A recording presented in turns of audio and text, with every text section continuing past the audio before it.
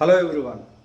ప్రేమలో ఉండి రొమాంటిక్ రిలేషన్షిప్లో ఉన్నటువంటి టీనేజ్ యువకులు హగ్ చేసుకోవడం, అలాగే కిస్ చేసుకోవడం నేరమా అంటే తప్పకుండా ఇది నేరం కాదు, ఇది సహజం అని మద్రాస్ హైకోర్టు ఇటీవలే స్పష్టం చేసింది.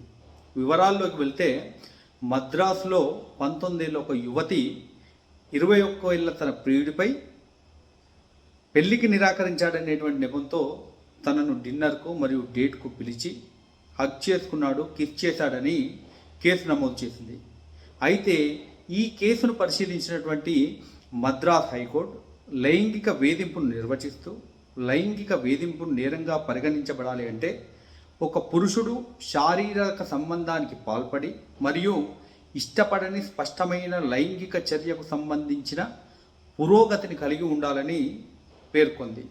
అట్లాగే hugging or kissing between teenagers in love is natural అని చెప్పింది. So to constitute an offence of sexual harassment must have committed physical contact and made advances involving unwelcome explicit sexual ఓవర్ట్యూర్.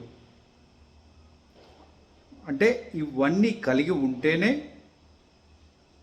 Section 354A class 1 IPC applicable అవుతుంది.